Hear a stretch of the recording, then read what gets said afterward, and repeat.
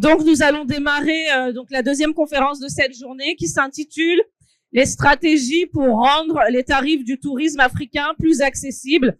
Et donc, pour en parler, j'ai l'honneur d'accueillir à mes côtés son Excellence Madame Viviane Dewa, ministre du Tourisme et de l'Artisanat de Madagascar, le docteur Adaman Ndiaye, chef de marché français de l'Agence sénégalaise de promotion touristique, Monsieur Gilles Marigliano, directeur commercial Afrique de Corsair, et Monsieur Romain Charrier, président directeur général de Rêve-Belle. Alors, quelques mots rapidement. Je rappelle que l'objectif de cette conférence, c'est de nous partager, donc identifier dans un premier temps des solutions concrètes pour renforcer la compétitivité du secteur tarifaire du secteur du tourisme en Afrique, et donc expliquer, entre autres, pourquoi les coûts du séjour en Afrique demeurent relativement élevés. Avant de poursuivre avec les questions, donc j'aimerais revenir sur quelques chiffres pour poser le cadre de l'échange. En 2024, l'Afrique a accueilli 74 millions de visiteurs selon ONU Tourisme, soit plus de 12% par rapport à 2023. On constate toutefois, comme je le disais à l'instant, que certains vols intra-africains figurent donc parmi les vols les plus chers. Et on s'aperçoit donc que dans certains pays, les taxes sont très élevées. Par exemple, j'ai relevé donc à travers les sources du tourisme, dans certains pays, les taxes dépassent $100 USD, plus de $200 même dans d'autres pays, au Gabon par exemple, $300 on atteint en Sierra Leone. Et donc l'objectif, comme je le disais, c'est vraiment de comprendre pourquoi les coûts sont élevés. À cela s'ajoutent également d'autres freins, les visas notamment, qui demeurent dans certains cas une barrière, et les moyens de paiement. Donc, je ne vais pas m'attarder sur ces chiffres sur lesquels on aura l'occasion de revenir au fil de l'échange. J'aimerais simplement donc souligner. Excusez-moi. J'aimerais donc souligner que notre échange va s'articuler autour de 3 axes. Identifier et comprendre les facteurs des coûts qui pèsent sur le tourisme africain, présenter donc les stratégies tarifaires et les actions concrètes pour répondre à ces freins, et enfin mettre la lumière sur les types de partenariats et coopérations pour transformer le marché du tourisme africain. Donc, pour aller dans le vif du sujet, Excellence Madame la Ministre, j'aimerais vous adresser la première question. Quels sont les postes de coûts les plus déterminants dans le développement du tourisme à Madagascar, et surtout, quelles mesures sont prévues pour maîtriser ces coûts?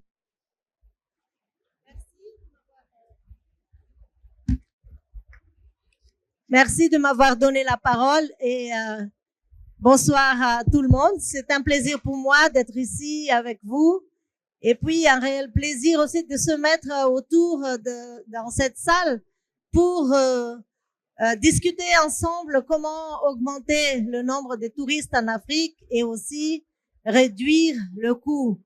Le tourisme africain représente seulement 5% des flux touristiques mondiaux, alors que l'Afrique regorge des beautés à la fois culturelles et aussi au niveau de paysages. Je voudrais parler du nord africain, le pays de Sahel. Chez nous, en Afrique australe, nous avons des faunes et flores et des biodiversités uniques au monde. Donc, par rapport aux autres destinations, nous, l'Afrique, nous avons beaucoup de potentiel à promouvoir. Toutefois, le prix de l'avion, le prix du package touristique reste très cher, et même tout en étant en Afrique, parce que l'Afrique est très grand, il y a beaucoup de différences de prix entre les pays du nord de l'Afrique, par exemple, où le package commence à 500 €, avion plus hôtel plus excursion, tandis que chez nous, dans le sud, rien que le prix de l'avion sec remonte à 1500 à 2000 € par personne.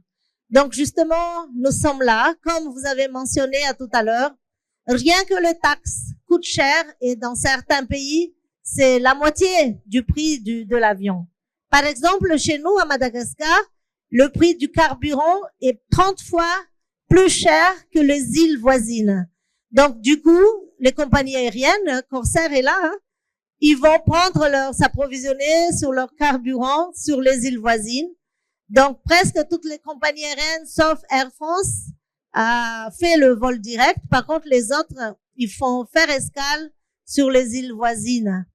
Donc, il y a tout ça, donc font remonter le prix pour l'Afrique.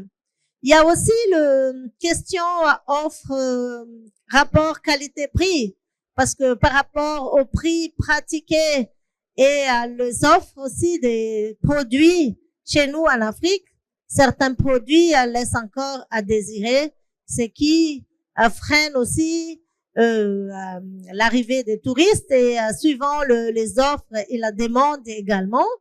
Donc, il y a beaucoup à faire. Donc, qu'est-ce que nous proposons comme solution? C'est de proposer, par exemple, des compagnies aériennes intra-africaines, augmenter les combinaisons entre les deux destinations. Par exemple, nous, à Madagascar, nous sommes avec les pays SADC, nous sommes avec Comesa, etc. Donc, il est temps pour nous de faire des combinaisons. Actuellement, il y a quand même quelques compagnies aériennes africaines qui sont, par exemple, le Emirates, il y a Ethiopian Airlines sans faire leur pub, et quelques compagnies aériennes qui desservent plusieurs destinations à plus de 140 destinations dans le monde entier. Donc, il est temps donc pour nous de réfléchir ensemble comment nous allons donc réduire. Mais ça se décide pas à notre niveau, hein, mais c'est vraiment sur une politique générale de l'État. Et on va revenir dessus. Merci beaucoup, Excellence. Monsieur Ndiaye, j'aimerais justement vous faire réagir au propos de Madame la Ministre qui évoque le fait de faire des combinaisons. Comment est-ce que aujourd'hui, vous, au sein de l'Agence sénégalaise de promotion touristique, comment est-ce que l'Agence sénégalaise, de promotion touristique s'attache à renforcer la compétitivité du Sénégal? Et est-ce que justement vous êtes dans cette logique-là aussi de promouvoir le fait de faire ces combinaisons-là? Merci beaucoup. Je voudrais tout d'abord saluer Madame le Ministre avec mes co-panélistes, Monsieur le DG, et rappeler que effectivement je ne suis pas le chef de marché France, mais le directeur général de l'Agence sénégalaise de promotion touristique. À la question que vous avez posée tout à l'heure, évidemment, on parle de compétitivité, et donc ce n'est pas que le billet de l'avion qui renchérit, n'est-ce pas, le coût de la destination. Il y a d'autres facteurs sur lesquels nous pouvons agir. Et parmi ces facteurs, il y a évidemment l'hébergement, il y a le transport à l'intérieur, il y a l'animation, il y a la consommation, je parle de la restauration également. Voilà autant de leviers sur lesquels également nous pouvons nous appesantir pour baisser un tout petit peu ces tarifs que l'on juge aujourd'hui très chers, pour certaines destinations en tout cas. Et pour ce faire, je pense qu'au niveau de l'Agence sénégalaise de promotion touristique, non seulement nous travaillons aujourd'hui avec la direction des transports pour revoir en partie ce qui a fait que le billet d'avion restait très cher. C'était ce qu'on appelle la RDA, la redevance aéroportuaire. C'était une taxe qui avait été instaurée pour permettre à l'État du Sénégal de construire des aéroports. Il y a l'aéroport international de Diass, qui est le plus grand aéroport, mais il y en a également 9 autres aéroports. Et aujourd'hui, pratiquement tous ces aéroports ont été construits. Il suffit maintenant d'opérationnaliser ces aéroports et nous y sommes. Mais une fois, n'est-ce pas, ces aéroports construits, maintenant, on va s'appuyer sur d'autres leviers pour rendre plus attractif, bien sûr, pour rendre moins cher également ces coûts, n'est-ce pas, parce que la RDA n'aura plus sa raison d'être. Mais au-delà de ça, au niveau de l'Agence sénégalaise de promotion touristique, nous avons développé une politique de promotion de la consommation des produits locaux. Ce qui va également peser dans la réduction des coûts, parce qu'on importe souvent beaucoup de matières d'œuvre et l'importation coûte très cher. Mais si on peut avoir ces mêmes matières d'œuvre au niveau local, on peut faire baisser un tout petit peu le coût de la restauration au niveau de l'établissement hôtelier. Mais il y a également une diversification de l'offre. Quand je parle de diversification de l'offre, on fait de telle sorte qu'aujourd'hui, ceux qui viennent ne viennent pas que pour le balnéaire, ne viennent pas que pour, n'est-ce pas, les affaires, mais qu'ils puissent, n'est-ce pas, pour visiter le Sénégal, trouver d'autres créneaux, d'autres possibilités, d'autres produits moins chers à l'intérieur avec une gamification, c'est-à-dire une tarification qui correspond à toute bourse, véritablement pour permettre à tous ceux qui veulent visiter de pouvoir trouver, n'est-ce pas, un créneau par lequel ils peuvent visiter, parce que tout simplement, quand vous allez à l'intérieur, il y a une offre qui parle à l'écotourisme, avec un habitat pas aussi luxueux qu'on le pense, parce qu'il y a des gens également qui cherchent pas que, n'est-ce pas, le luxe, qui cherchent le dépaysement avant tout. Et donc là également, si on leur offre cette opportunité, on peut également agir en amont et baisser donc les tarifs, d'une part. Vous avez parlé de diversification de l'offre et c'est un point sur lequel on va revenir dans quelques instants, mais j'aimerais d'abord me tourner vers vous, Monsieur Marigliano, puisqu'on parle de coûts élevés et généralement on pense aux billets d'avion. Donc, en tant que compagnie aérienne, quels sont les postes de coûts justement les plus élevés? Comment expliquer le coût élevé du transport aérien en Afrique? Alors, bonsoir. Alors clairement, bon, les coûts dans le transport aérien les plus élevés, bah forcément, ça concerne le carburant, hein, ça c'est le coût numéro 1, les coûts de maintenance et les coûts de personnel. Alors ces coûts-là, ils sont difficilement compressibles dans la mesure où ils touchent directement à la sécurité des vols. Vous voyez, par exemple, sur un avion, pour opérer, vous devez avoir un minimum de personnel navigant, pilote et hôtesse, et ça, c'est incompressible. Autrement, vous ne pouvez pas opérer la ligne. Et puis ça touche aussi à la qualité de service. Donc ça, ce sont les coûts les plus élevés pour dans une compagnie aérienne. Après, pour expliquer un petit peu hein, le niveau des tarifs en Afrique, hein, et notamment dans l'aérien, puisque vous en avez déjà parlé. Mais c'est vrai que, alors je vais pas faire une généralité, l'Afrique c'est 54 pays, mais quand même, on peut dire qu'en moyenne, les coûts, les taxes aéroports et les redevances en Afrique pèse pour plus de 40% du prix du billet, donc beaucoup plus que ce qu'on retrouve dans des régions d'autres régions du monde. Donc un exemple concret, nous chez Corsair, sur nos destinations africaines, par exemple, si on les compare par exemple aux destinations vers les Antilles ou l'île de la Réunion, eh bien les taxes de sûreté aéroport sont plus de 2 fois le prix des taxes qu'on trouve aux Antilles ou à la Réunion. Alors concrètement, ça fait quoi? Ben, un passager qui prend une destination africaine, une famille de 4, va dépenser entre 400 et 600 euros de plus que si elle partait aux Antilles, par exemple. Donc forcément, ces redevances et ces taxes rentrent beaucoup dans le prix du billet. Ça, c'est une première chose. Après, on a des pays en Afrique qui restreignent l'accès à leur marché. Souvent, c'est pour protéger la compagnie nationale. Donc, ils restreignent l'arrivée de la concurrence. Et forcément, quand vous contraignez la concurrence, eh bien, ça ne va pas en faveur des prix. Et vous avez des situations de monopole ou de quasi-monopole qui font que les tarifs restent élevés. Donc, c'est la concurrence qui va permettre de dynamiser les prix, les tirer vers le bas et donc de dynamiser le tourisme. Donc, ça c'est vraiment les points essentiels de pourquoi les tarifs en Afrique sont élevés. Vous voyez? Monsieur Charrier, je me tourne vers vous. Donc, je rappelle que vous êtes PDG de Revbel. Qu'est-ce que vous observez justement quant aux pratiques tarifaires actuelles des opérateurs africains? Bonjour à tous, merci de me donner la parole sur le revenu management ou le yield management, donc qui est une discipline qui consiste à faire varier les prix en fonction de l'offre et de la demande.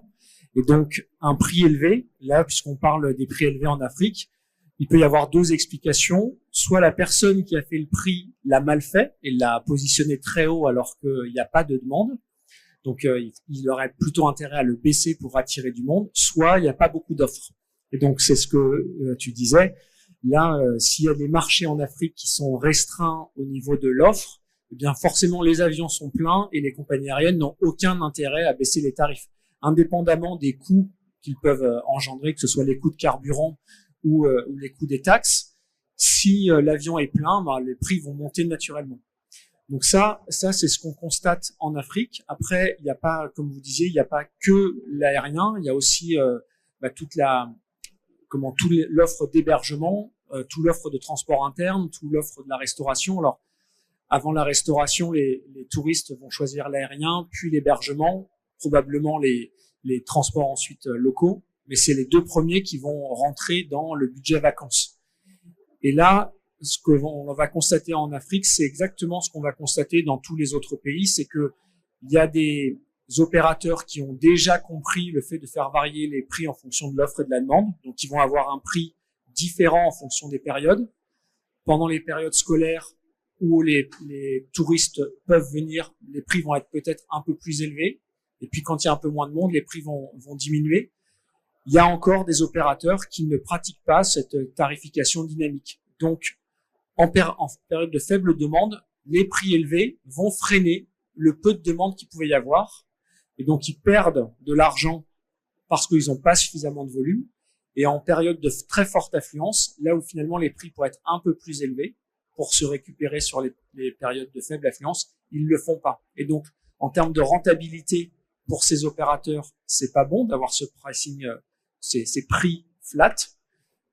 Et de ce qu'on a constaté dans à peu près toutes les industries, c'est que c'est le volume qui vous génère du chiffre d'affaires. Donc, tous ces acteurs, hébergeurs, compagnies aériennes, plus il y a de volume, plus ils vont gagner de l'argent. Et donc, on en revient à la question principale, c'est s'il n'y a pas assez d'offres aériennes pour faire venir les touristes en Afrique, eh bien, les opérateurs africains ne peuvent pas vivre. Mais alors, j'aimerais justement aller plus loin par rapport à ce que vous évoquez, et là, peut-être procéder à un tour de table. J'adresse ma question à vous quatre. Comment justement renforcer la compétitivité? Comment assurer aussi, au-delà de ça, une meilleure coordination des prix entre les différents acteurs de la chaîne de valeur au final? Excellence Madame la Ministre, peut-être je vais revenir avec vous. Moi, je trouve que il est temps maintenant que les compagnies aériennes forment de coopération en faisant de code share, par exemple, pour combiner les offres touristiques et faire du lobby aussi, comme il a mentionné tout à l'heure Monsieur de Corsair.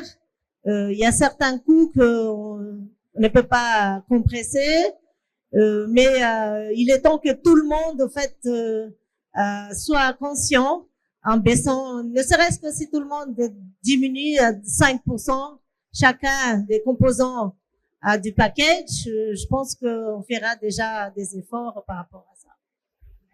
Donc donc selon vous, donc Madame la Ministre, c'est vraiment proposer plus de package. Monsieur Ndiaye, est-ce que vous pourriez du coup réagir à cela? Qu'est-ce que vous en pensez?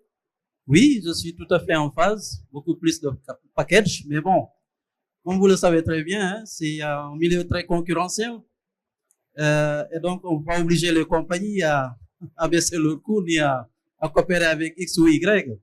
Ce qu'on va faire déjà, c'est essayer de mutualiser au niveau africain.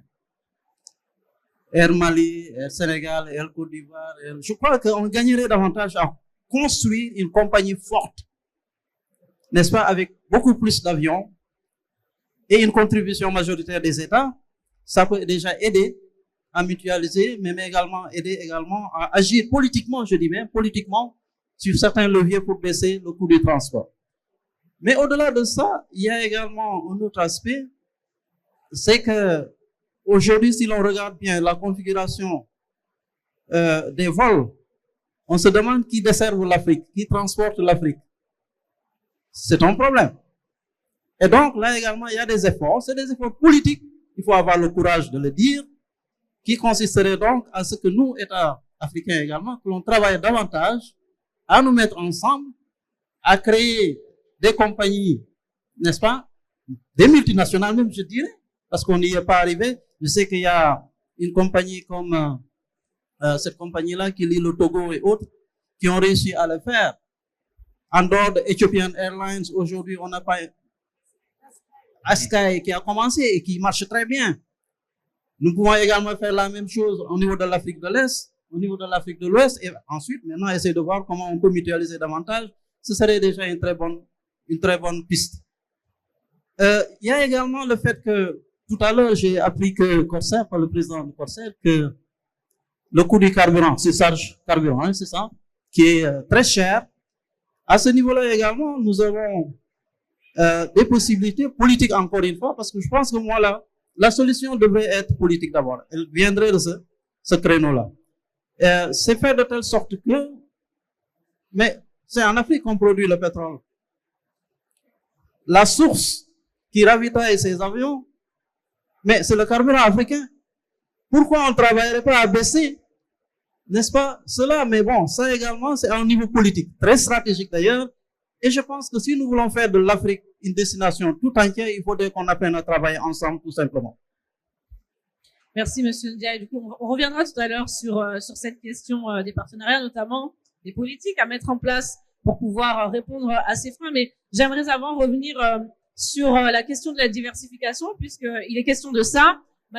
Excellence, Madame la Ministre a parlé donc de mettre en place des packages pour pouvoir assurer une meilleure coordination aussi des prix entre les compagnies, les hôtels, les agences, de sorte à rendre au final le coût du séjour plus accessible, plus abordable. Et je me tourne vers vous, Monsieur Marigliano et Monsieur Charrier, par rapport à la diversification de l'offre touristique. On a parlé des packages, encore une fois. Quels sont les défis ou les risques que cela peut poser? Alors, juste avant de répondre à cette question, moi, ce que je voulais dire quand même pour ces prix-là, c'est que il faut aller vers une libéralisation du marché africain progressive. C'est un peu les enjeux des projets de la SATM, de créer un marché de transport aérien unique en Afrique, puisque on l'a dit tout à l'heure, la concurrence est importante pour faire baisser les prix. Bon, on a parlé des charges aussi, et là c'est vrai qu'il y a des discussions qu'on doit avoir avec les États pour voir comment arriver à avoir des charges plus justes pour que les destinations africaines restent compétitives par rapport aux autres destinations. Bon, là-dessus, nous, les compagnies aériennes, on a peu de marge de manœuvre. C'est un choix souverain des États de dire on va mettre les taxes aéroports à tel niveau, sachant que c'est utile les taxes. Ça permet de financer l'infrastructure, ça permet de moderniser les hôtels, la formation des guides, etc. Bon. Donc cette libéralisation du transport aérien est importante. Je vais vous prendre un exemple.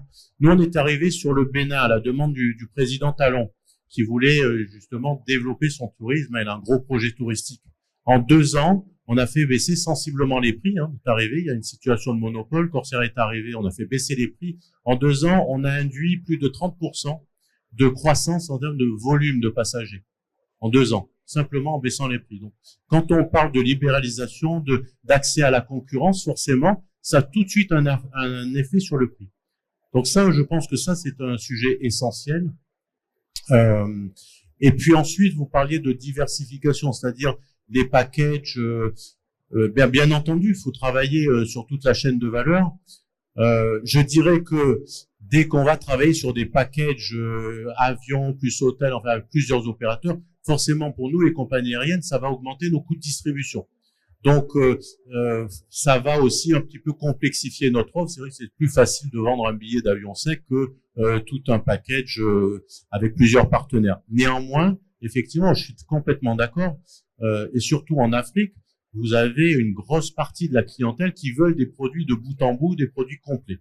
Donc, c'est vrai que si on travaille avec les différents opérateurs sur les packages, on va arriver à toucher cette clientèle-là et à développer le tourisme en Afrique. Donc ça, voilà un petit peu ce que je voulais dire pour la diversification. Monsieur Charrier, du coup, quel est votre positionnement à vous sur cette question de la diversification? Donc, plusieurs choses. Donc, le fait de faire des packages, par exemple, les tours opérateurs le font très bien déjà. Et donc, il y a plein de tours opérateurs absolument dans tous les pays qui vont packager tout ça et qui vont vendre le package au prix du marché.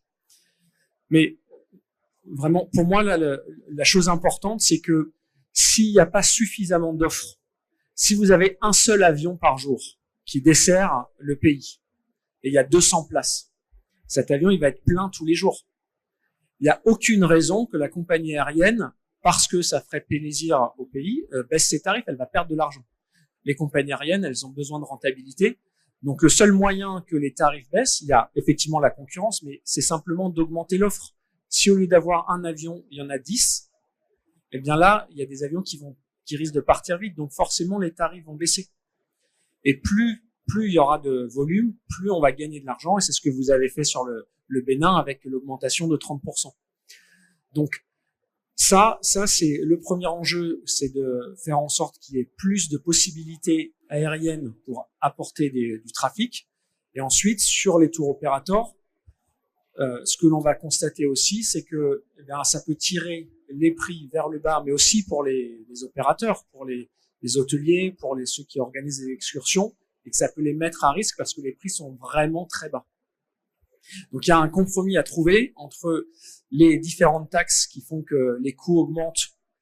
On se vend à des tour opérateurs qui vont nous acheter très peu cher, donc on a une marge qui est très faible, et le fait de vouloir travailler dans son coin où là on n'arrive pas à être commercialisé. Merci, merci Monsieur Charrier, Excellence Madame la Ministre. Du coup, je me retourne vers vous de nouveau. Tout à l'heure en introduction, donc on a évoqué effectivement tous les coûts qui pèsent sur le coût global d'un séjour. On a vu donc les coûts des billets d'avion. On a aussi vu qu'il y a certaines barrières telles que les visas ou autres. Au niveau de Madagascar, vous concrètement, qu'est-ce que vous envisagez? Quelles sont les mesures en fait? Est-ce que vous envisagez, pardon, je reformule la question, des mesures potentiellement similaires pour pouvoir, quelles seraient les mesures complémentaires pour pouvoir justement alléger le coût des séjours? Vous avez partagé quelques exemples tout à l'heure, mais pour aller un peu plus dans le concret et dans le détail, qu'est-ce que vous pourriez nous partager par rapport à ça? Bah, écoutez, nous sommes très conscients que vu la localisation géographique de Madagascar, nous sommes donc au bout de l'Afrique australe à Madagascar, et c'est aussi une île. Donc, du coup, on peut y aller qu'en avion ou difficilement en bateau. Nous sommes conscients et nous travaillons là-dessus en négociant avec les parties prenantes, par exemple avec les compagnies aériennes, et aussi Madagascar, c'est Total Energy qui a le monopole de dépôt carburant en Madagascar. Donc, comme je vous ai mentionné, qu'à Madagascar, rien que le prix du carburant est 30% plus cher que le prix du marché.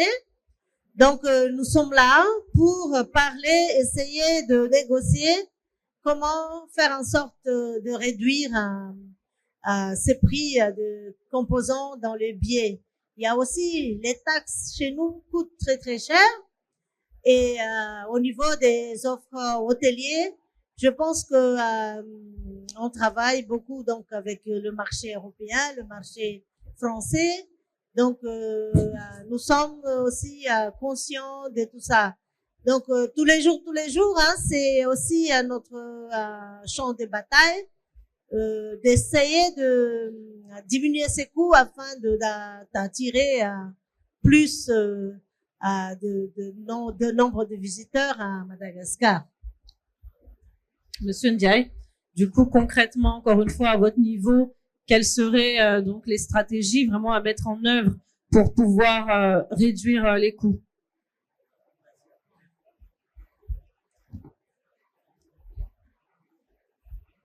Merci beaucoup. Je pense que ce qu'il faut désormais, c'est déjà identifier l'ensemble des facteurs qui renchérissent donc le coût de la destination. Et une étude est en cours. Et une fois cette étude bouclée, nous allons également faire une étude comparative par rapport à toutes les autres destinations pour essayer de voir quels sont les leviers sur lesquels nous pouvons agir. Et donc, donner des éléments clés aux autorités maintenant qui seront éclairées pour prendre les décisions qui s'imposent. Je pense que c'est déjà un premier pas, mais autrement, je disais tantôt que nous allons également agir sur l'offre. Agir sur l'offre, c'est quoi? C'est étoffer déjà les avions arrivés. Vous avez dit tantôt, Madame le ministre, je crois qu'avec un avion ou deux, on a du mal quand même à répondre adéquatement à la compétitivité. Donc, il faut essayer de travailler avec d'autres compagnies, dans les alliances par exemple. Nous avons vu Askai est dans des alliances, nous avons vu Ethiopian Airlines dans des alliances. Et donc, je pense qu'il faut également aller dans ce sens, des alliances pour avoir beaucoup plus d'avions. Et c'est sûr que le nombre d'avions, mais également l'ouverture par rapport au tourisme, puisque les pays qui veulent également ou qui souhaitent développer le tourisme devront faire également des efforts, et c'est le cas du Bénin, c'est le cas également aujourd'hui du Sénégal. Nous devons donc pouvoir agir sur tous ces leviers-là pour arriver à baisser les tarifs, parce qu'il n'y aura plus raison, n'est-ce pas, d'augmenter la taxe aéroportuaire pour ce qui est du Sénégal, par exemple, quand on veut développer véritablement l'industrie touristique. On aura, surtout que maintenant, on est un pays également qui a du pétrole, qui a du gaz, et donc je pense qu'il y a de belles perspectives à ce niveau pour pouvoir travailler à baisser les tarifs. Merci. Merci, Monsieur Ndiaye. Monsieur Marigliano, je me tourne de nouveau vers vous. Corsair, vous avez déjà, j'ai plus deux questions, mais je vais y aller progressivement. Concrètement, donc on est en train de parler des solutions tarifaires à mettre en place pour pouvoir réduire considérablement les coûts, réduire les coûts du moins. Concrètement, qu'est-ce que Corsair met en place? Qu'est-ce que Corsair fait pour pouvoir rendre les séjours plus attractifs? Bon, alors déjà, nous, on essaye de baisser nos coûts de plusieurs façons. Déjà, on a renouvelé l'intégralité de notre flotte, hein, c'est-à-dire qu'on a acheté des avions tout neufs de dernière génération, des Airbus A330 Neo. On peut dire que Corsair a peut-être une des flottes les plus modernes au monde. Mais ces avions, en plus d'être très confortables pour le client, ils ont la particularité d'être et très respectueux de l'environnement et en même temps de baisser les coûts du carburant de l'ordre de 20 à 25%. C'est-à-dire que ce nouvel avion, il va consommer à peu près entre 20 et 25% de carburant en moins par rapport aux anciens avions avec lesquels on opérait. Forcément, quand vous baissez les coûts du carburant, on a vu tout à l'heure le poste de coût de carburant qui est très important, ça nous permet, nous, de pouvoir mettre des tarifs plus attractifs sans nuire à la rentabilité de la compagnie. Première chose.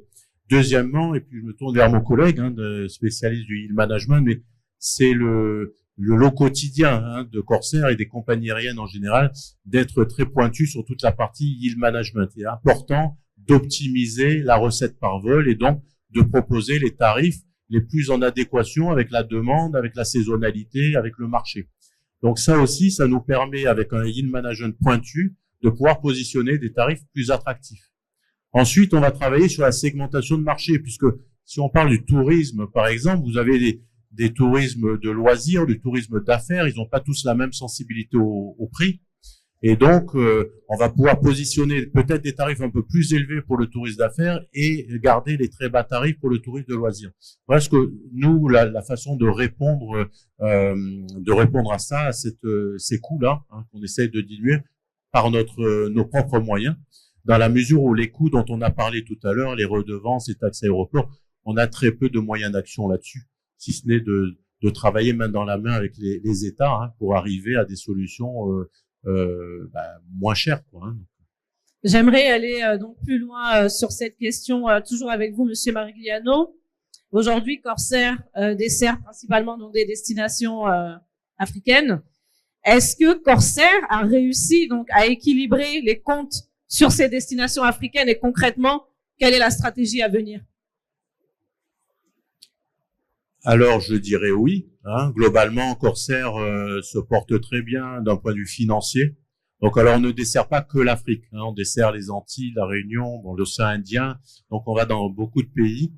Et c'est vrai que l'Afrique est un marché peut-être difficile, mais qui est un marché qui est rentable pour Corsair. Et voilà. Donc, et la question, c'était quoi exactement? La question, c'était concrètement, quelle est la stratégie africaine à venir? La stratégie africaine à venir, c'est de continuer à travailler en étroite collaboration avec les États, avec les autorités du pays. Généralement, quand on arrive sur un pays, notamment en Afrique, Corsair, on vient à la demande des autorités ou à la demande du président, justement pour développer la concurrence. Donc nous, on est dans un esprit d'apporter notre collaboration pour coopérer au développement économique, social et touristique, forcément, d'un pays. Donc on travaille main dans la main avec les États. On essaie de jouer un rôle de facilitateur où on va mettre en relation les États, notamment les ministères du tourisme, les offices de tourisme, avec nos partenaires opérateurs français, les grands tours opérateurs. Et ça c'est le rôle qu'on essaie de jouer et ça permet aussi pour les États d'affiner leur stratégie touristique, la stratégie de communication, le positionnement de la destination. Donc voilà. Après, on travaille aussi avec des opérateurs locaux, des hôtels par exemple, avec lesquels on échange beaucoup, des échanges d'informations sur les clientèles. C'est d'identifier aussi les périodes creuses des deux côtés, période creuse pour les hôtels, période creuse pour l'aérien, et voir s'il n'y a pas un moyen sur ces périodes creuses de proposer ensemble des packages plus attractifs pour les clients. Et ça marche relativement bien. De cette façon de faire. Vous parlez donc des États, des coopérations. On va revenir sur ce point, mais avant, j'aimerais poursuivre avec vous, Monsieur Charrier. Concrètement, au sein de RevBel, quelles sont les pratiques, les méthodes pour optimiser les coûts? Ouais, alors si vous me permettez, je voudrais revenir sur juste quelques points. Le premier, c'est qu'une compagnie comme Corsair, mais finalement toutes les compagnies aériennes, elles sont pas philanthropes. C'est-à-dire que vous posiez la question de la rentabilité. Corsair a quelques avions et va positionner les avions sur les lignes qu'ils imaginent les plus rentables. Donc, s'il n'y a pas de demande sur une destination, ils vont aller mettre les avions sur d'autres destinations là où il y a de la demande. Donc, le premier point, c'est de faire en sorte que la destination soit attractive et donc communique sur, tout à l'heure, Madame la Ministre, vous parliez de toute la richesse de l'Afrique. Un touriste, il a près de 200 pays dans lesquels il peut aller. Il connaît pas les richesses de tous les pays. Et donc, si on ne connaît pas les richesses du Bénin, du Sénégal ou de Madagascar, naturellement, on va pas penser à y aller. Comme il n'y a pas de demande sur cette offre-là, Gilles ne met pas d'avion sur le pays, donc il reste que quelques avions et ces avions-là sont très chers. Donc le premier point, c'est de faire en sorte que les richesses du pays soient connues. Donc ça, c'est des choses que les États peuvent faire, de communiquer sur la qualité de la destination. Comme il y aura de la demande, eh bien les compagnies aériennes pourront mettre des avions si elles ont les créneaux. Donc s'il n'y a pas de monopole dans les pays. Et après, les coûts, quand vous achetez un billet d'avion, vous détaillez pas les coûts de staff, les coûts de carburant, les coûts de taxes. Vous avez 1 500 €. Aujourd'hui, si un billet d'avion, parce que les avions seraient pleins pour Madagascar, c'est 1 500 € qui fait que tout l'avion est rempli. Ça génère beaucoup d'argent pour la compagnie, donc Corsair est très content. Il y a 200 personnes qui sont allées à Madagascar, mais vous, Madame la Ministre, vous n'êtes pas contente parce qu'il y a que 200 personnes qui ont pu venir. Donc l'objectif, c'est que Madagascar soit bien plus connu pour que Gilles, lui, se dise, moi j'ai intérêt à mettre pas un avion, mais à en mettre 10, parce que au lieu de les vendre à 1 500, je vais les vendre à 700, mais je vais gagner beaucoup plus sur le volume. Et donc ça permettra ensuite d'avoir ces gens à Madagascar. Maintenant, encore faudra-t-il qu'il y ait l'offre hôtelière pour pouvoir les accueillir. Et donc ça, c'est quelque chose aussi pour lequel les États peuvent faire, d'organiser la construction de cette offre-là et ensuite de les packager potentiellement avec des tour opérateurs. Donc un des points majeurs que vous évoquez, donc c'est vraiment la question de comment promouvoir la destination Afrique pour créer au final de la demande. Si personne ne sait ce qu'il y a de beau à voir au Bénin ou au Sénégal ou à Madagascar, on n'ira pas. Excellence, Madame la Ministre, Monsieur Ndiaye, j'aimerais que vous puissiez réagir justement sur ce point. Il a raison, mais toutefois, comme vous le savez, il y a beaucoup de pays africains qui n'ont pas assez le moyen pour faire la promotion en marketing, alors que actuellement, la digitalisation, le marketing et tout ça compte beaucoup. Même tout en étant ici, nous savons que chaque pays n'est pas le même, n'a pas le même moyen également. Ici, il y en a qui ont des stands à 100 mètres carrés, il y en a qui se contentent avec 30 mètres carrés. Donc, c'est tous ces différents moyens aussi jouent sur la promotion et les entrées touristiques et sur tout ce qui est facilitation. Donc, d'où cette mutualisation, de faire par exemple un concept Visite Afrique où les pays africains peuvent faire du basket fund. On met toutes cotisations et on pourra peut-être faire de grands stands ensemble spécial Afrique. Voici ma proposition. Parce que ceux qui sont en avance tirent, ceux qui sont en voie de développement. Voilà, merci beaucoup. Alors, on va pas s'attarder sur cette question parce qu'elle fera l'objet, on aura l'occasion de l'aborder sur un autre panel, mais peut-être très rapidement, Monsieur Ndiaye, qu'est-ce que vous pourriez ajouter par rapport aux propos de Excellence Madame la Ministre? Oui, c'est une très belle proposition. Je pense que si on avait un grand pavillon Afrique, on serait beaucoup plus visible. Et dire également autant, on pourrait faire autant également pour avoir une très grande compagnie, comme il a été la compagnie africaine à l'époque. Ce serait bien. Et on aurait en face le Corsair comme des concurrents. ça obligerait de casser Mais la davantage. concurrence a du bon, hein. Vous savez, pour le développement touristique, nous, on est complètement en faveur de la concurrence. Mais bien sûr, Donc, c'est pourquoi je le dis d'ailleurs. Mais ce serait aussi bien, je pense aujourd'hui, de travailler autour du marché de l'offre touristique africaine. Et c'est pourquoi d'ailleurs nous avons pris de l'offre touristique africaine, c'est pourquoi d'ailleurs nous avons pris l'initiative d'organiser à Dakar, en décembre prochain, un très grand salon autour du marché touristique africain. Et c'est l'occasion de saluer cette belle initiative de Station Afrique qui réunit ici tout ce qui décide et du transport, mais également du produit touristique. Et c'est déjà un début, je pense, qui est très fédérateur et qui peut-être, à partir de ce qui a été dit ici, va permettre d'éclore d'autres nouvelles idées qui permettront de mutualiser davantage et d'arriver donc à un renforcement de cette visibilité qui est devenue incontournable. Aujourd'hui, si l'on ne communique pas, on n'existe pas.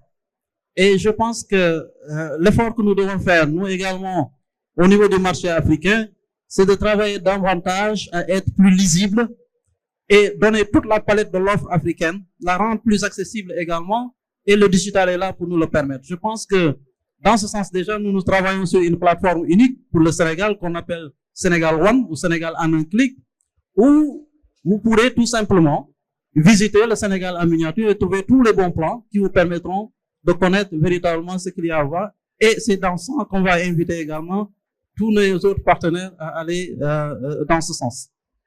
Alors, j'aimerais... Oui, vous vouliez réagir? Oui, juste parce que Gilles mentionnait le fait que quand il y a de la concurrence, eh bien, les tarifs vont baisser. On a plein d'exemples, que ce soit aux États-Unis ou que ce soit en Europe, où l'arrivée des compagnies low cost, finalement, on fait baisser le prix des transports aériens. Et donc, il y a certaines compagnies low cost, des Irlandaises, une Irlandaise notamment, qui allaient s'installer sur des aéroports qui n'étaient de province dans les différents pays européens, et où cette compagnie, elle est même attirée par ces aérodromes, presque, ces aéroports, où il y a des taxes qui sont très proches de zéro, où elles sont subventionnées par les chambres de commerce et de l'industrie de ces régions, et qui fait qu'ils peuvent proposer des tarifs extrêmement bas. Et en fait, le simple fait d'avoir des billets d'avion pas chers va développer la région, parce qu'il y a des gens qui se disent, tiens, bah, je vais pouvoir aller visiter cette région, j'y avais pas pensé, mais le prix étant tellement bas. Et ça, donc en tout cas à l'échelle française, c'est les départements qui ont la main là-dessus. Et peut-être que Gilles, tu as un peu plus d'informations que moi là-dessus, étant plus spécialisé.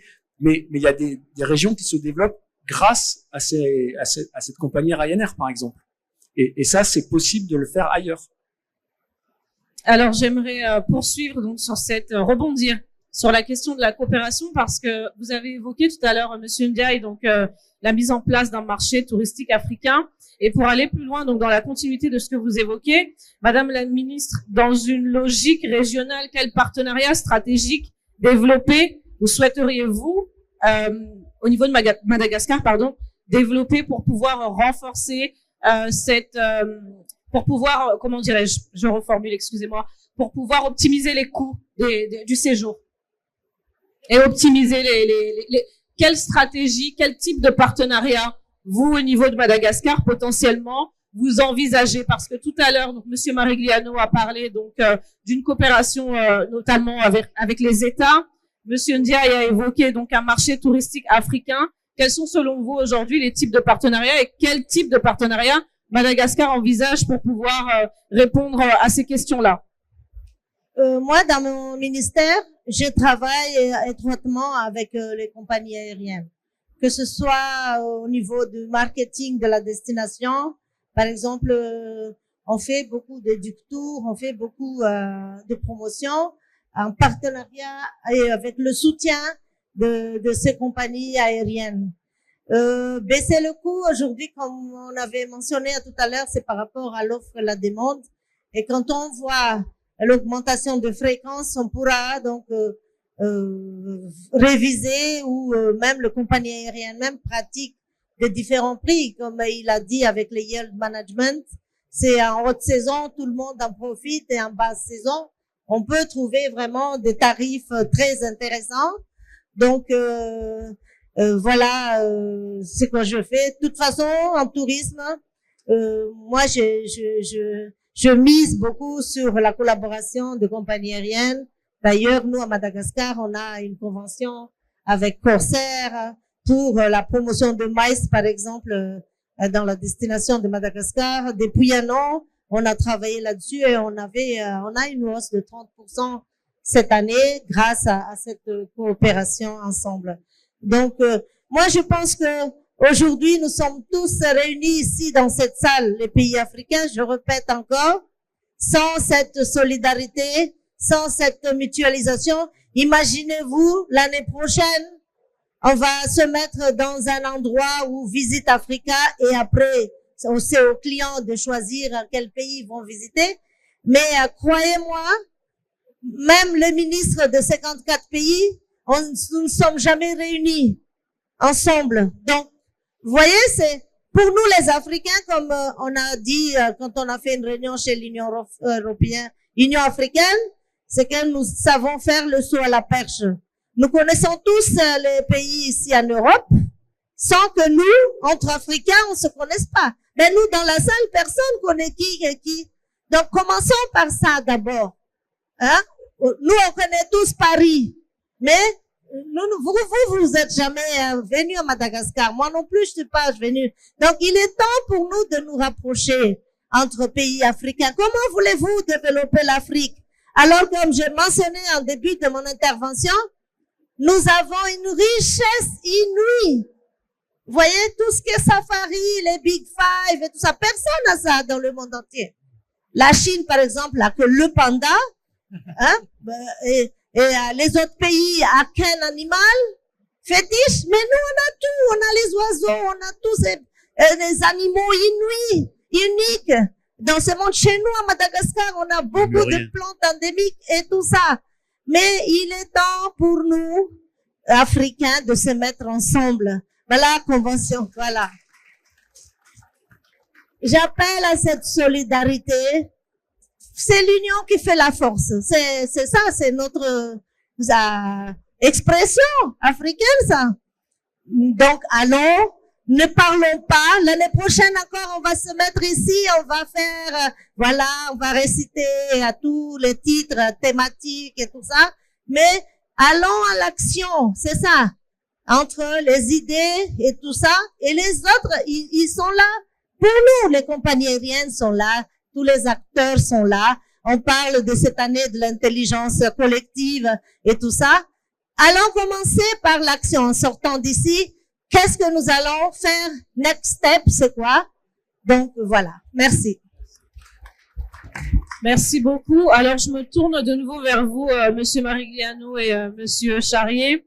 Vous avez évoqué donc notamment tout à l'heure la collaboration avec les États, mais concrètement, quel type de partenariat pour justement lever tous ces freins au-delà de la collaboration et de la coopération avec les États? Alors, il y a un aspect important dont on a parlé tout à l'heure, c'est la notoriété des destinations. C'est vrai que si on connaît pas bien la destination, et c'est vrai que c'est cher de communiquer, notamment sur le marché français, ça c'est quand même un point essentiel. Donc, nous, ce qu'on essaye de faire aussi, c'est d'amener des opérateurs français ici, dans le pays, pour découvrir le pays, les mettre en relation avec les acteurs locaux, pour leur donner envie de programmer la destination dans leur catalogue de voyage. Donc ça, c'est important. C'est un peu la collaboration qu'on a avec les États, c'est de dire, bon, prends l'avion en charge, on vous amène des opérateurs. On était il y a 15 jours en Côte d'Ivoire avec une dizaine d'opérateurs. On a fait ça sur le Bénin et on va continuer. Donc ça, c'est important, ou au Madagascar. Donc ça c'est un point important pour la compagnie de la coopération. Maintenant, bon, je crois que nous, en tant que compagnie, on a parlé des freins tout à l'heure, on a parlé de nos actions d'optimisation tarifaire, de travailler main dans la main avec les opérateurs, échanger et de mettre en place des produits qui sont accessibles.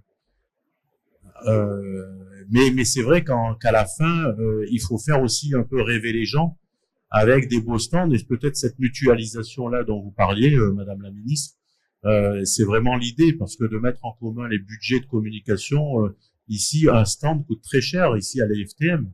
Donc tous les pays ne peuvent pas se payer un stand déjà, ou déjà se payer un grand stand. Donc là, le fait de faire un stand africain, c'est une bonne idée, moi je trouve.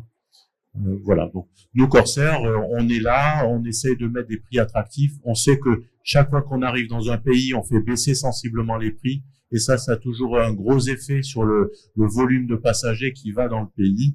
On essaye de voir aussi comment on peut contribuer aux différents types de tourisme. Là, sur le Bénin, on travaille beaucoup sur le tourisme mémoriel. Donc, on a des groupes d'Antillais qui vont au Bénin pour les afro-descendants, donc pour voir d'où tout est parti. Donc, on essaye d'arriver à toucher un petit peu tous les marchés, la diaspora, enfin, vous voyez. Mais faut qu'on ait un accès plus facile au marché. Faut qu'on arrive à enlever un peu de contraintes, à faire baisser certains coûts, voilà. Donc, Monsieur Charrier.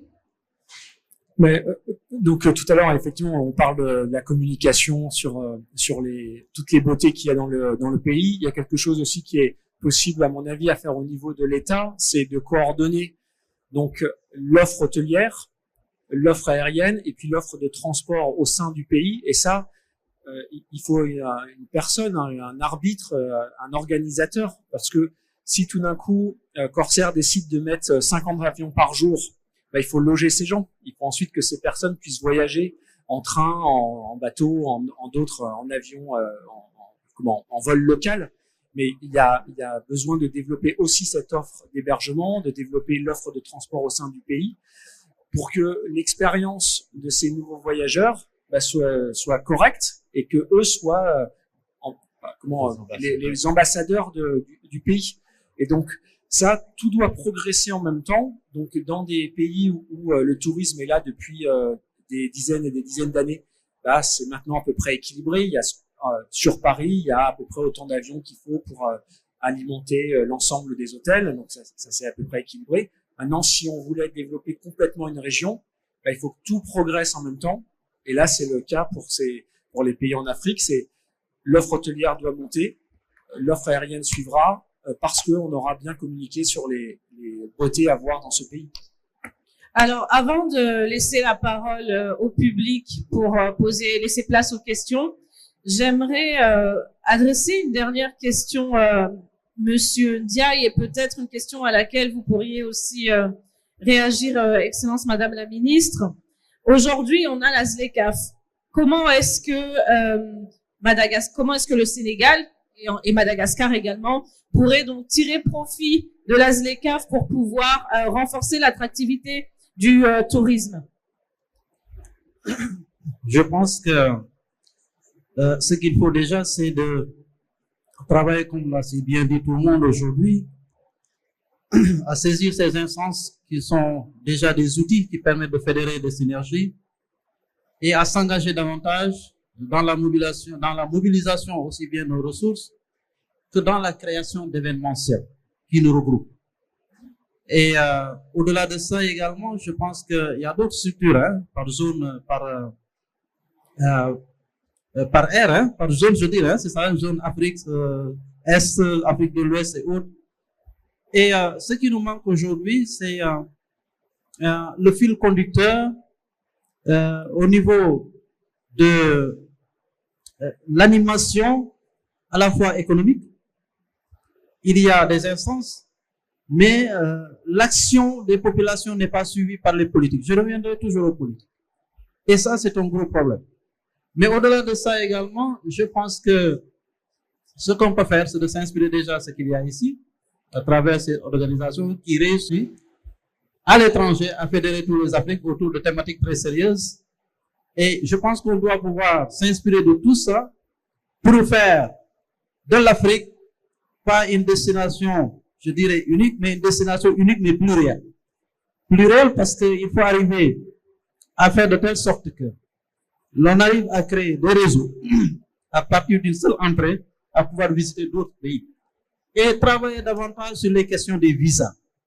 Travailler davantage sur des questions liées à la mobilité des populations. C'est très important. Je pense que ce genre d'instance doit pouvoir également éclore cette réflexion pour que, comme l'a si bien dit Madame le ministre, qu'au sortir de cette rencontre, que l'année prochaine, l'on soit déjà, avant l'année prochaine, bien sûr, que l'on dise ici que voilà ce que nous allons faire, que nous allons le réussir. Que le pavillon Afrique prochain, n'est-ce pas, sera une réalité. Et qu'on s'y engage tous.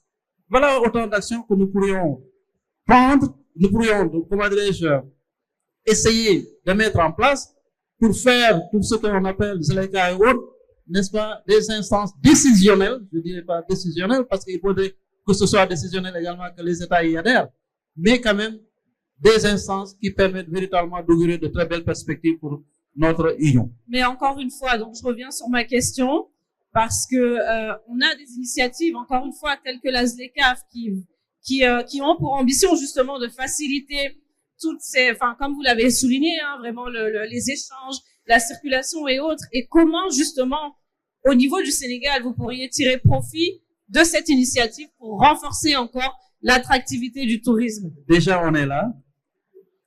Cela veut dire qu'on adhère au projet.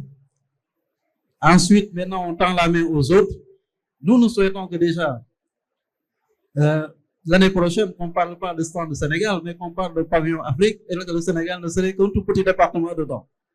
On est engagé dans ça, mais on est également dans le cadre de la promotion du tourisme intra-africain. Je pense qu'on l'avait initié dans le cadre de l'UEMOA, ensuite de CDO, mais ça n'a pas fait long feu, puisque en fait, ça existe, les instances sont là, mais les instances ne marchent pas.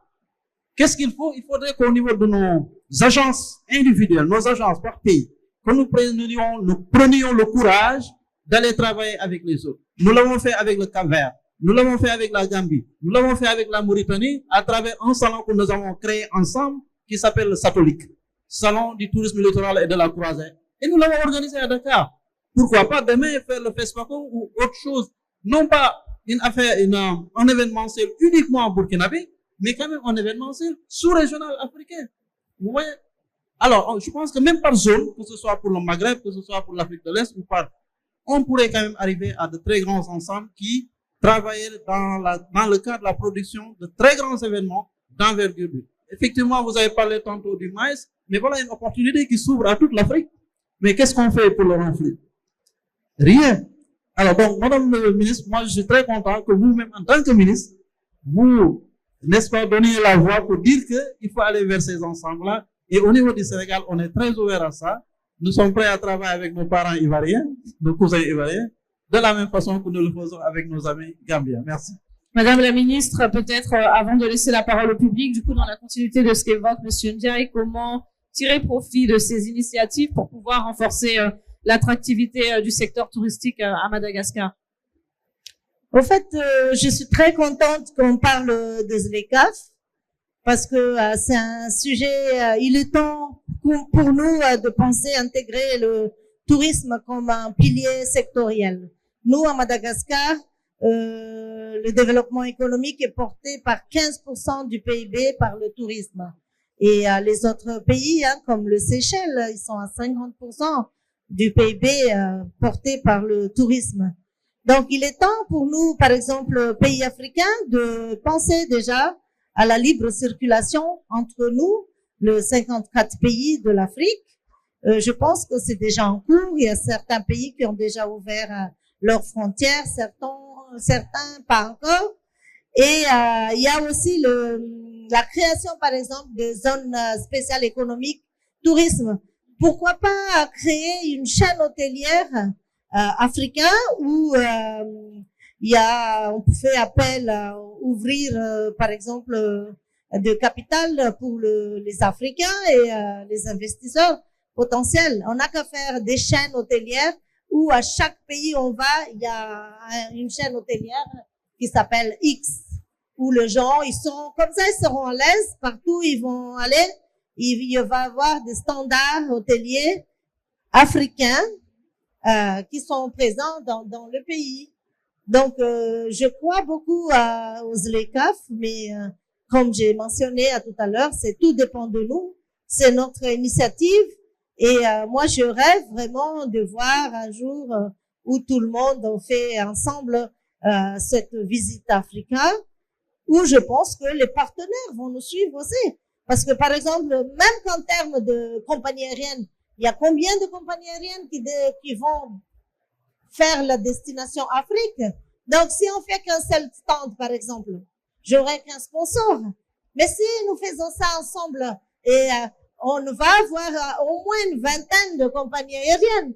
Et non seulement ils sont 20, mais ils vont aussi nous soutenir en termes de promotion parce qu'ils sont partenaires avec nous. Voilà, merci. Merci, Excellence Madame la Ministre. Alors, on va recueillir vos questions. Est-ce qu'il y a des questions parmi vous? Oui. Est-ce qu'une hôtesse peut nous aider, s'il vous plaît, avec le micro pour les questions? On a une question? Merci. Oui, bonjour, je m'excuse. Je suis Mohamed Salim Bontan, représentant de l'Office de tourisme en Mauritanie, en Europe.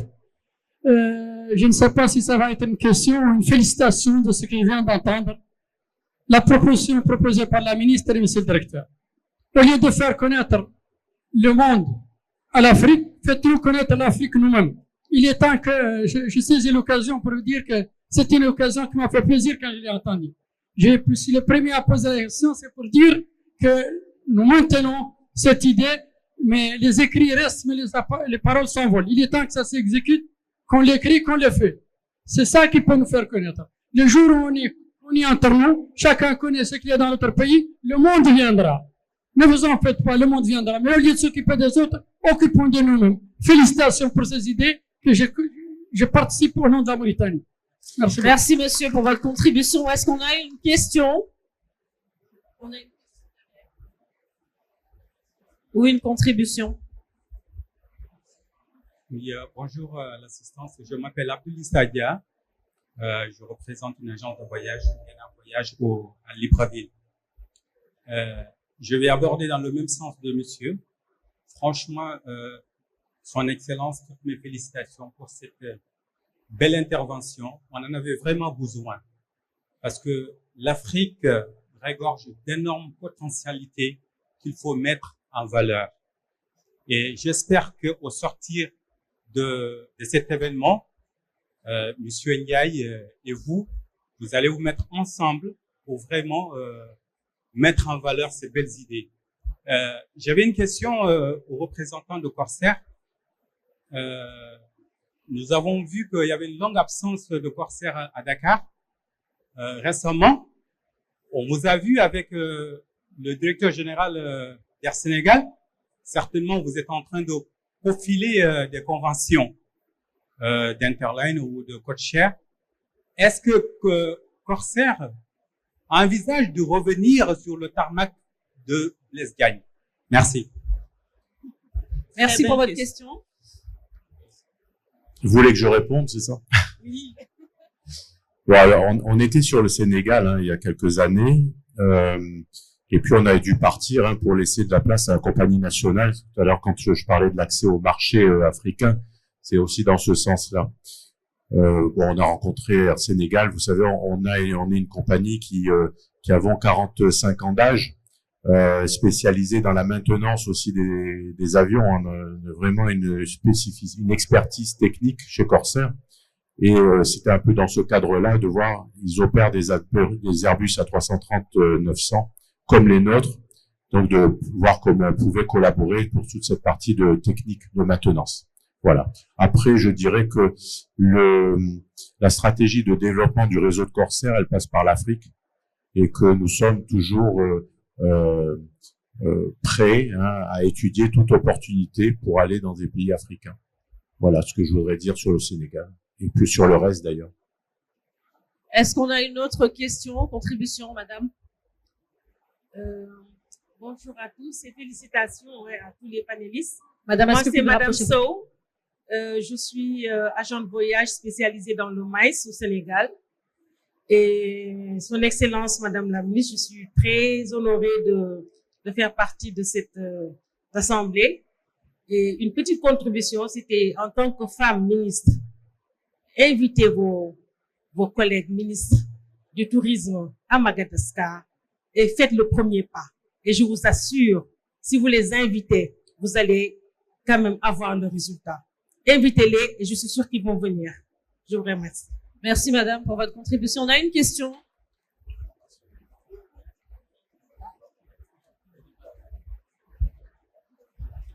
Merci. Moi, je suis Ismaël Adjon, je représente le comité d'organisation des Jeux Olympiques de la jeunesse. Je pense que, comme vous le savez, Dakar va accueillir les Jeux Olympiques de la jeunesse en 2026, du 31 octobre au 13 novembre. Donc, je voudrais déjà féliciter le directeur général de l'Agence sénégalaise de promotion touristique pour les excellentes idées qu'il a vraiment développées, parce que je pense que, comme il l'a dit, il faut qu'on essaie, en tout cas, de mettre en avant l'unicité plurielle, n'est-ce pas, des destinations africaines. Et je pense qu'effectivement, une initiative comme le Satellite qu'il a eu à organiser au Sénégal donne en tout cas le ton, et des initiatives comme ça doivent être, en tout cas, n'est-ce pas, doivent se multiplier sur le continent. L'autre chose qui me paraît importante, c'est par rapport à la communication. Vous savez, c'est comme si l'histoire de l'Afrique est racontée aux Africains. Il faut que l'Afrique trouve, en tout cas, les moyens d'avoir une voix qui porte à travers vraiment des chaînes spécialisées qui donnent le côté positif de l'Afrique. Parce qu'en Afrique aujourd'hui, il y a beaucoup de choses qui a bougé, mais il y a une bonne partie de nos clients, y compris ceux qui viennent et reviennent, ont déjà une idée arrêtée, n'est-ce pas, de ce qu'est les destinations africaines, parce qu'ils viennent juste au niveau des hôtels, ils ont des idées sur le continent, alors que le continent a beaucoup évolué. Donc, je pense qu'aujourd'hui, il faut qu'on travaille sur la communication, changer le contenu, faire en sorte que l'histoire de l'Afrique soit racontée par les Africains au monde. Merci. Est-ce qu'on a une question, monsieur? On avait une question au fond. Merci beaucoup. Je m'appelle Mohamed Yahyaoui, je suis basé en Tanzanie, j'ai une agence de voyage, Kanzan Wildlife Safaris. Vous avez parlé de la zone de libre-échange ZLECAf, et nous avions accueilli ça avec beaucoup d'intention, beaucoup de plaisir. Il faut savoir que pour la ZLECAf, c'est pas tous les pays africains qui ont ratifié cette facilité. Je sais que la Tanzanie a déposé les outils de ratification et c'est devenu opérationnel. Pour ce qui est du tourisme, en quoi le tourisme peut bénéficier de la ZLECAf, est-ce que la ZLECAf peut faciliter? Je suis un petit peu moins optimiste, parce que pour qu'il y ait ce genre de bienfaits, il faudrait qu'on améliore d'abord les infrastructures touristiques, ferroviaires, routières, aériennes. Il n'y a pas beaucoup d'avions qui relient les pays directement. Par exemple, moi je suis d'origine algérienne, et pour aller en Tanzanie, je suis obligé de passer à Istanbul, à Doha, pour descendre plus au sud. Heureusement, il y a certaines lignes qui sont desservies, et là, ça nous permet quand même de voir des apports bénéfiques que le tourisme peut nous apporter. Mais pour ce qui est de la ZLECAf, il faudrait qu'il y ait un peu plus de volonté de la part de nos gouvernements, et on attend ça avec impatience. Merci beaucoup. Merci, monsieur. Est-ce que vous souhaiteriez peut-être réagir? Non? Merci. Est-ce qu'on a une autre question?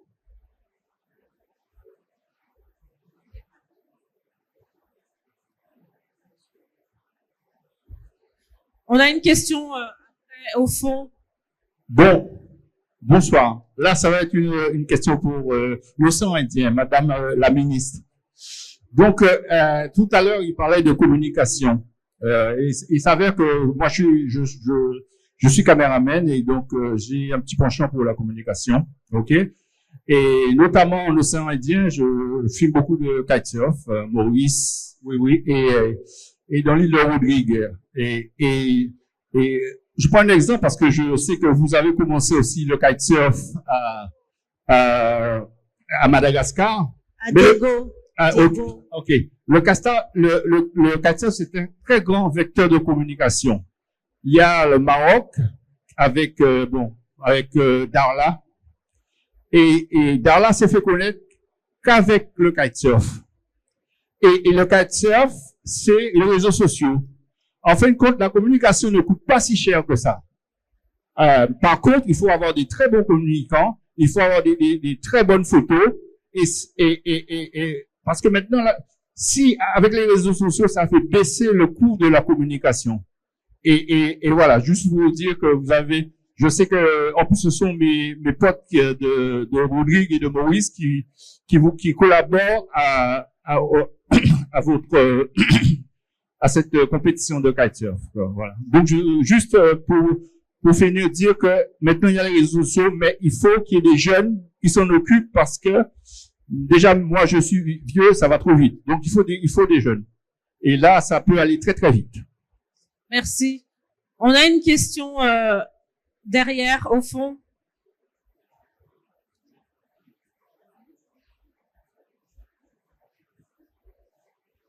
Alors, juste à nos hôtesses, s'il vous plaît. On a une question par là-bas depuis tout à l'heure, s'il vous plaît. Oh, bonjour, je me permets, je passe le micro après. Bonsoir. C'était un vrai plaisir de vous écouter. Et je suis ravie qu'en fin de votre intervention, vous ayez abordé le problème des visas. Parce que je pense que c'est la plus grosse problématique que l'on peut rencontrer. Je suis allée plusieurs fois en Afrique pour mon travail et j'ai vu des jeunes vraiment subir le coût des visas quand ils avaient même à se rendre dans un pays pour faire renouveler leur visa de travail, etc. Et je suis vraiment surprise par ces coûts qui sont vraiment négatifs pour la mobilité entre pays africains. Alors ça, c'est une chose déjà. Après, bon, la monnaie, c'en est un autre, c'est un autre souci aussi. Par exemple, quand je travaille au Sénégal, c'était une forme de franc. Quand je vais au Gabon, c'était d'autres monnaies aussi. Donc, il y a aussi cette problématique-là. Enfin, vous avez des experts financiers, notamment en Côte d'Ivoire, qui en parlent bien mieux que j'en parlerai, des agences de notation, etc., qui évaluent tout cela. Mais pour moi, je pense que si chaque pays pouvait communiquer clairement sur ses entrées en termes de royalties sur les visas et étudier comment éventuellement répartir ce manque à gagner sur d'autres postes, ça ouvrirait peut-être des perspectives autres et faciliterait déjà la mobilité entre pays africains. Si je puis me permettre, voilà, j'adore l'Afrique. Je suis allée dans 6 pays pour mon travail et aussi pour du loisir et familial, puisque j'ai une famille assez internationale. Et vraiment, voilà, j'adore et je vous souhaite de tout cœur, messieurs, mesdames, de réussir ce challenge. Et pour terminer, monsieur de Corsair, j'étais ravie de vous entendre parce qu'au départ, moi, je prenais pas votre compagnie. Et quand ma nièce est rentrée d'Abidjan pour les fêtes l'an dernier, elle est arrivée par votre compagnie et j'ai été surprise parce qu'au départ, c'était pas mon choix personnel. Donc, je suis ravie, je vais aller découvrir un peu plus. Voilà. Merci, madame. On va prendre une dernière question, la question de monsieur au fond, parce que on va conclure. L'un de nos intervenants a un impératif, s'il vous plaît. Une dernière question. Est-ce que l'hôtesse peut donner le micro donc au monsieur au fond? Merci, madame. Bonjour. Je m'appelle Youssou Mbargane Diop. Je suis basé à Dakar. Je suis le directeur régional de Airline Co International qui est dans le service de GSA. En fait, je remercie d'abord madame la ministre et le directeur de l'ASPT. Je suis très content de la thématique de la conférence et je voulais m'appuyer sur cela pour lancer l'événement dont on veut organiser la première édition en mars prochain à Dakar, parce que c'est bien de participer au salon futur à Madrid, c'est bien aussi de participer à IFTM Topresa, mais c'est encore mieux d'organiser un salon qui permette aux Africains de pouvoir échanger entre eux et de pouvoir s'ouvrir dans le monde. C'est dans ce contexte qu'on a créé Dakar Expo, Teranga Expo Dakar 2026, et nous espérons vous voir tous participer à cette première édition et d'en faire une réussite pour l'Afrique. Merci. Merci. Alors, notre échange touche à sa fin, pardon, et j'aimerais que nous puissions conclure sur une solution concrète. On a évoqué donc plusieurs aspects pour réduire donc les coûts du séjour en Afrique. Mais concrètement, donc aujourd'hui, le marché du tourisme, il évolue rapidement avec de nouveaux comportements clients, des innovations numériques, des contraintes économiques globales. On l'a évoqué aussi. Comment est-ce que les acteurs africains doivent s'adapter et anticiper ces évolutions pour dès à présent pour pouvoir se positionner et être compétitifs dans les 5 à 10 prochaines années? Comment les acteurs africains doivent s'adapter et anticiper donc les évolutions du marché du tourisme et comment peuvent-ils dès à présent se positionner pour être compétitifs dans les 5 à 10 prochaines années? Je vais commencer. Oui, madame, allez-y, madame la ministre, vous voulez? Moi, je pense que je vais donner ma conclusion de cette expertise, ce panel de cet après-midi. On peut rester là toute la nuit, toute demain encore pour parler, mais passons à l'action. Moi, je demande à l'organisateur et à ceux qui veulent donc faire ce programme comme pionnier de capitaliser tout ce que nous avions dit tout à l'heure. On va créer un groupe WhatsApp et on va continuer, voilà, cet échange dans le groupe WhatsApp et de voir, penser ensemble, de mettre toutes les ressources dedans et concrétiser ce que nous avions dit tout à l'heure. De faire une visite Africa et de penser ensemble. On est conscient que certains d'entre nous ne sommes pas décideurs. Il devrait y avoir le niveau, par exemple, du gouvernement. Parlez-en à vos ministres. L'organisateur, il a mon contact.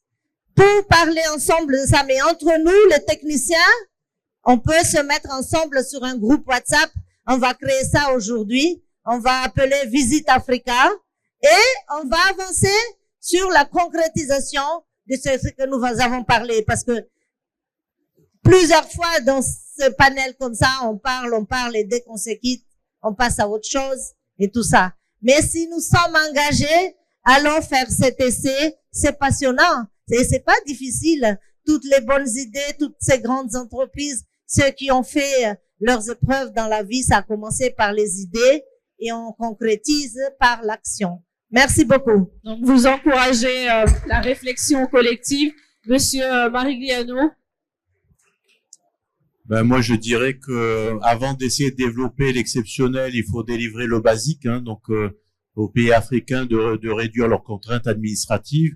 Et j'ai bien retenu la phrase de notre ami caméraman, de professionnaliser aussi la communication avec les nouveaux moyens de Instagram. Ça fait rêver. Beaucoup de destinations sont choisies juste parce que il y a des belles images sur Instagram et donc ça donne envie d'aller. Donc il y a tout ce travail-là de communication qui effectivement ne coûte pas très cher, mais qui demande de professionnaliser un petit peu tout ça. Et forcément, les pays africains doivent travailler ensemble aussi, mutualiser les efforts financiers, les échanges de bonnes pratiques, parce qu'il n'y a pas de raison qu'on n'y arrive pas en Afrique. Comme disait Madame la ministre, il y a un potentiel touristique énorme. Il faut juste essayer de bien comprendre le fonctionnement des touristes français, par exemple. C'est un gros pourvoyeur de tourisme en Afrique. Donc, d'aller à la rencontre de ces touristes, de ces gros tours opérateurs pour voir exactement, voilà, quels sont les besoins du touriste français. Vous voyez, en matière de paiement, les touristes français payent beaucoup avec la carte de crédit. Il y a des endroits en Afrique où on peut pas payer en carte de crédit. Donc, voilà, déjà de penser à libérer un peu toutes ces contraintes-là pour un touriste de venir sur le pays. Mais il y a un potentiel énorme et moi, je suis très optimiste pour la suite, pour l'Afrique. Et voilà, c'est tout ce que j'avais à dire pour ce soir. Merci, Monsieur Charrier. Mais il y a beaucoup de choses qui ont été dites et donc je suis tout à fait d'accord avec Madame la ministre et avec Gilles. Ensuite, pour concrètement mettre en œuvre tout ça, il y a des moyens technologiques qu'il faut déployer. Donc il y a tout ce qui est distribution de l'offre via les channel managers. Donc c'est un hôtel, un opérateur comme Booking lui apporte beaucoup de trafic simplement parce qu'il le rend visible auprès des touristes. Donc il y a faire en sorte que l'offre hôtelière, l'offre d'excursion, l'offre de transport des différents pays puisse être accessible et être connue par les touristes. Donc, c'est développer toutes ces plateformes qui permettent de distribuer l'offre, de distribuer le bon tarif, de récupérer ses réservations. En fait, c'est encore une fois, c'est une sorte de communication. Donc, le caméraman parlait de la communication marketing, mais il y a ensuite la communication technique du tarif de la réservation qui est à développer. Et puis ensuite, la communication en termes de transport au sein du pays. Monsieur Ndiaye. Merci beaucoup. Je vais toujours dans le même sens que Madame le ministre et Monsieur le DG. Effectivement, je crois qu'aujourd'hui, le nerf, c'est aussi la communication, ce n'est pas que l'argent. Et pour le réussir, déjà, comme l'a si bien dit Madame, au-delà du groupe WhatsApp, il faut créer la plateforme Destination Afrique, ou alors la plateforme Visite Africa, tout simplement. Et je pense que nous avons ici une organisation qui est déjà en train de travailler sur la promotion de la Destination Afrique. Vous pourriez le porter, j'espère bien. Mais en tout cas, Madame le ministre, soyez plutôt le leader. Invitez-nous, nous allons répondre. Oui. Et commençons à tisser. Vous savez, la toile d'araignée commence par un tout petit fil. Hein? Mais ceux qui s'entendent d'abord commencent à tisser. Le premier nous. Et vous allez voir tout le reste va suivre. Parce que ce n'est qu'une question d'opportunité. Dès l'instant que les gens verront qu'il y a une opportunité, mais ils vont s'y mettre. Donc, on vous remercie encore une fois. Je pense que vous avez réussi le pari de la mobilisation. Les idées sont nées de cette rencontre et je pense que maintenant, comme c'est l'appel de tout le monde, il faut qu'on passe à l'action. Et nous sommes prêts donc à vous y rejoindre. Merci beaucoup. Merci à nos intervenants. Est-ce qu'on peut les applaudir, s'il vous plaît? Merci pour tous vos éclairages. Et donc, notre échange touche à sa fin. On va faire la photo de famille avant de se quitter. Merci beaucoup.